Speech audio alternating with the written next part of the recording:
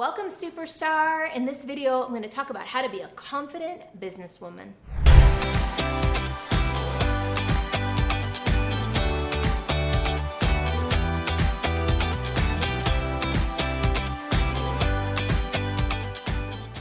Confidence is advantageous in business. Not only does it feel better to have more confidence, it helps us to get better outcomes too. People respond to our own confidence. The problem is that confidence is something that we just can't fake. I know, people love to say, fake it till you make it. And to some degree it works, but ultimately, if you're faking it too much, people can tell. Because confidence is something that we don't just communicate through words and even through our body language, but through so many more subtle signs. Our tone of voice, the micro expressions on our face, the energetic signal that our heart sends out. Yes, our heart sends out an energetic signal. So there are all these ways that people can perceive, whether consciously or subconsciously, if we're faking confidence. So this video is all about helping you cultivate real confidence, not just pretend it. Now, this isn't an overnight job. It takes work. It takes a lot more work than learning how to fake it. But in my opinion, it's worth every bit of it. Not only because it helps you become more effective and be received more confidently, but also because it feels so much better to be building from true inner confidence. Now, before I get into the 4 things that you can do to build internal confidence, I do want to invite you to like this video, subscribe to my channel, and if at any point something I say resonates here or you have a question, please feel free to post it in the comments below. So first and probably foremost, our confidence is ultimately the outcome of many factors. One of those factors, one of the biggest factors, if not the biggest, is our emotional state, how we feel. How we feel shows up, our emotions show up in our energy and in our expression into the world. So how do we take control of our emotions? Well, number 1 is we can start by creating more alignment in our lives. Now, if you know me well, you know that I absolutely love the word alignment, and it's at the core of almost everything that I do. And of course, that's why it's the first thing that I'm going to talk about here.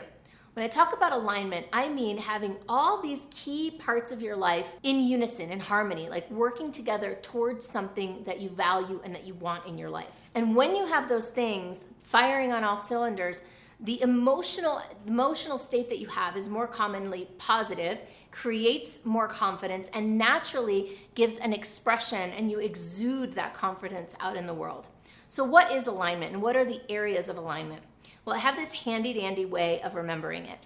I use the image in my mind of a star, a 5-pointed star with 1 point above, 2 points out to the sides, and 2 points down into the ground. So a 5-pointed star that you could draw very simply on a piece of paper. Now, in the middle of the star, at the center, is the most important part of alignment, which is the relationship to yourself. Confidence starts with your relationship with you, how you feel about you, how well you know you, how well you trust you, what you love to do, what you hate to do, what you are great at, what you're not so great at. Really understanding who you are and then building a whole life in alignment with that true version of you. The second part of the star, that first point upwards, is about your purpose and aligning your life to something greater than you, something beyond you. Now that could be religious or spiritual, or it could be something different like humanity. But having a connection to that which is larger than you,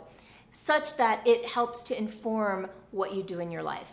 That helps to create greater alignment, which creates better emotional energy, which creates better expression, which people can feel and leads to confidence. Now I'm going to skip the 2 arms for a minute and go straight to the 2 legs, because those are the 2 things that ground us in the world.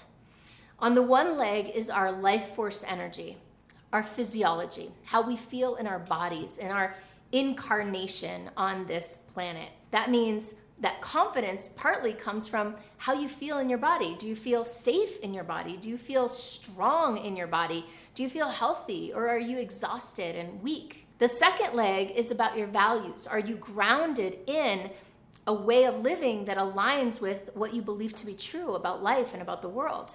Are you a big believer in family and close relationships? And are you honoring that in your life. Now, once we've got those two grounding pieces in order, now we look at the arms. So the arm over here is the arm in the past. And this is alignment with your beliefs and your past, meaning have you healed the wounds of your childhood? Have you addressed the issues that you were faced with in order to help you become stronger? Have you revised some of your belief systems so that you can have a more empowering view of yourself and of life? That really goes a long way towards helping confidence.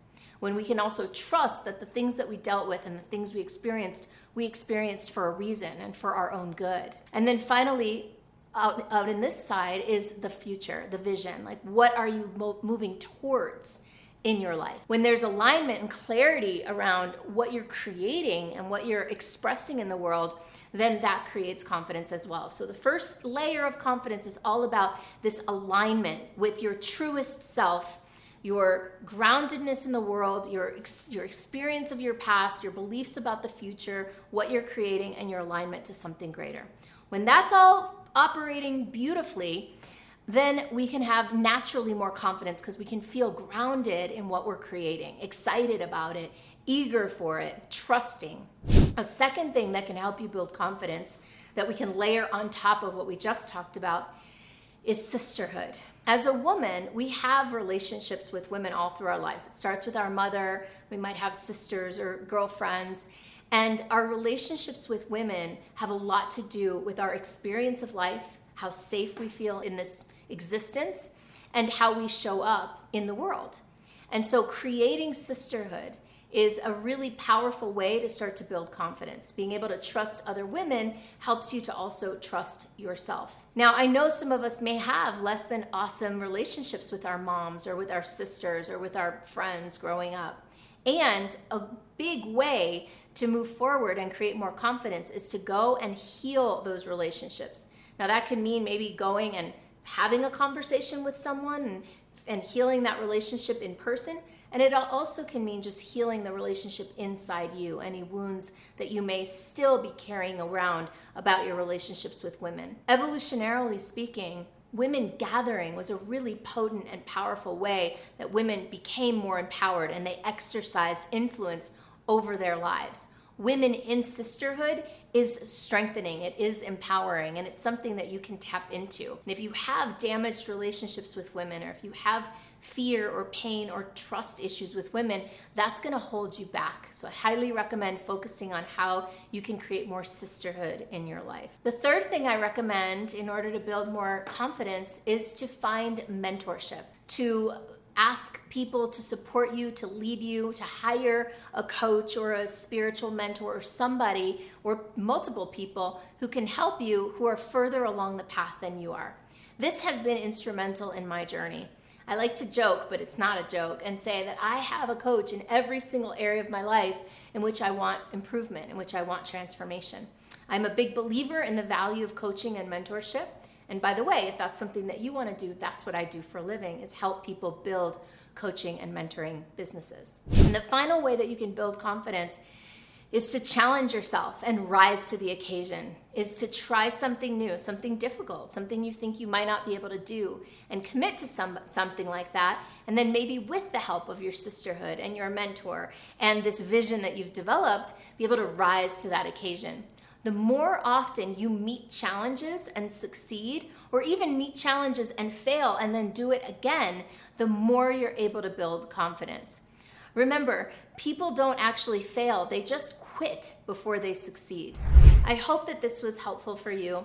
If you're someone who's looking to build or grow some sort of coaching, mentoring, or leadership-based business, maybe I can help. Check out my Monetize Your Magic playbook. It's free and you can get it at monetizeyourmagicplaybook.com, which you can click on the link below or just visit the website. See you there.